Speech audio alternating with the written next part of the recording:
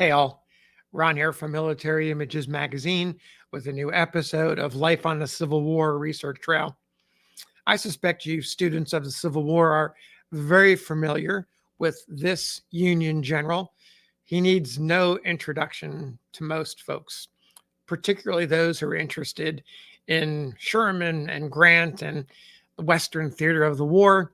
He's John Alexander Logan, known as Black Jack because of his dark hair, dark eyes, and swarthy complexion. He was loyal, he was hard fighting, and much respected. After the war, he became a politician and a key player in the establishment of Decoration Day. Logan started the war as an officer in the 31st Illinois Infantry, and there he gained a reputation as a courageous and gallant battlefield fighter. 1862, the Battle of Fort Donelson, is where he really starts to make a name for himself. I'm currently researching Fort Donelson, and so my interest in Logan was increased, and I was curious to find out more about his performance. Well, if you look at more modern day accounts, and by that, I mean in books published in the late 20th and early 21st centuries, you'll find they're consistent. February 15th, 1862, as Confederates commanded by General Gideon Pillow attempted a breakout, Logan and the 31st found themselves in the thick of the fray, the chaos and confusion of battle with all of the gun smoke and everything else going on. Logan and his men made their share of noise and battle smoke until they exhausted their ammunition and were finally forced to withdraw. At some point, Logan was wounded and reportedly rallied his men with the battle cry, "Suffer death, men, but disgrace never. Stand firm." I became curious about that particular quote just to find out if it was accurate. And so I thought, let me go back a little further in time and find out how those words were repeated or how they were originally stated in an earlier time period. So I went back to the 19th century and I found two interesting variations on Logan's words and some really neat context around how they were said and why they were said.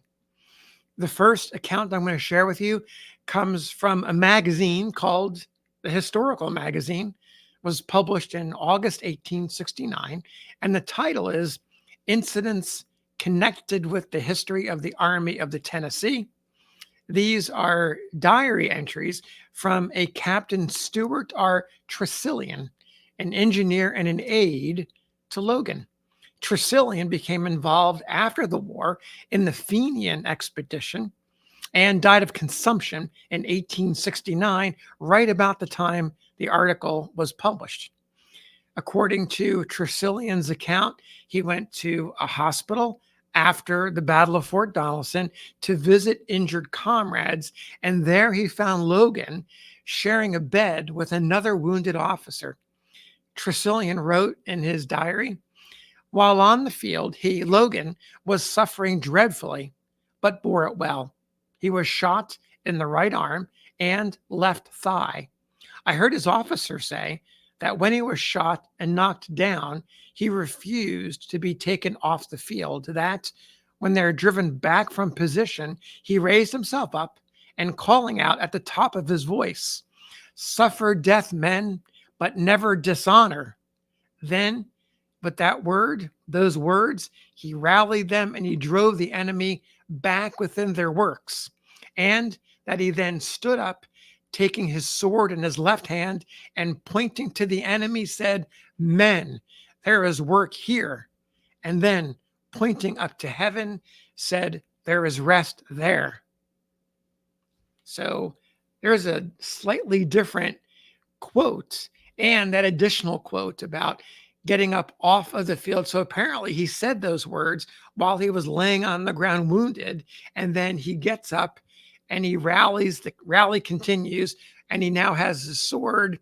He points to the Confederates, and then he points up to heaven. Powerful words in an auspicious moment for Logan. There's another version that can be found in an 1862 book.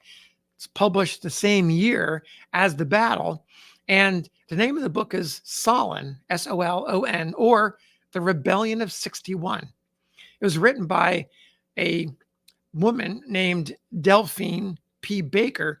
She was born in New Hampshire, intensely patriotic, a Union loyal individual living in Illinois at the time. She was also a Civil War nurse. And she wrote, well, actually, before I go into the quote about Logan, let me give you a little detail, a bit of an intro to Donelson. This is pure 19th century poetry. It's this paragraph, this opening paragraph.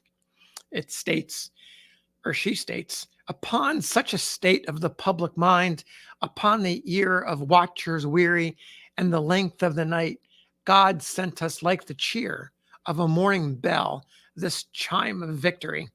That's how she describes Donelson. Already had beams of breaking day changed the general gloom to twilight, not the evening twilight mingled of receding light and deepening darkness, but the morning twilight with the darkness behind and the dawn brightening. Rays of that strengthening prime shot toward the zenith from the stormy capes of Hatteras, from the Keys and the Isles of the Gulf, from Port Royal and Roanoke. Rosy gleams flushed the bosom of the Father of Waters and traveled up the bending Tennessee. But the sun leapt up at Fort Donelson. Day came where that early Sabbath light 1 week ago was reflected back from the white signals of surrender, and then, with rosy blushes, kissed the starry flag as its folds opened over those grim heights on the bank of the Cumberland. It is not yet noon, but the morning has arisen. Poetry from Delphine P. Baker. Now, I'll skip ahead a little bit to the relevant passage. She goes on and details Fort Donelson, but let me get to that February 15th. In fact, it was Saturday, February 15th. And Ms. Baker says, Saturday morning brought the pinch and crisis of the struggle. With the break of day, the dark masses of the rebel column pushed forward from the redoubts farthest up the river, and an overwhelming force attacked our extreme right. The Union lines were stretched along the whole fortress front, some 4 or 5 miles in length, and at the point of attack, only 3 or 4 regiments could be massed to sustain the onset of at least 12,000 who could choose every step of advance. But there was no faltering. On rolled and thundered the assault, and those firm breasts met it. Sharper and fiercer grew the strife as the outflanking rebel host almost coiled itself about those devoted ranks. The iron hail smote in deadly and volleyed gusts. The ranks were plowed and thinned, shaken and shivered, but they stood their ground and maintained the unequal war.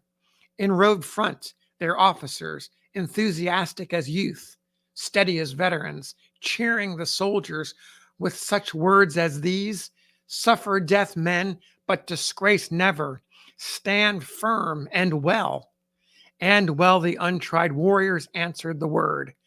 There were no backward looks save the impatient eagerness for the lingering supplies of ammunition. Those were vain looks. No fresh supplies appeared. Rapidly the amount in hand melted away in that prodigal drain, and the immortal 3,000 chafing under this cruel necessity, leaving the bleeding witnesses of their valor on every yard of the debated ground, fell back toward the line of their distant comrades. The rebel forces exulted again, as when the fleet retired, pressed boldly forward to win a more decisive advantage. I'll stop with that passage by Delphine Baker. She continues to talk about how the momentum shifts in favor of the Union Army. But in that passage, she uses a variation on the quotes, but she doesn't attribute it specifically to Logan. In fact, Logan is not mentioned in her comments, her narrative of Donelson.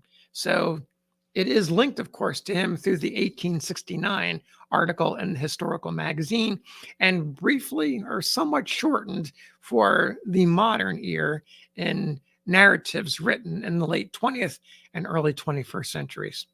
So there you have it, the story of Black Jack Logan at Fort Donelson on February 15th, 1862.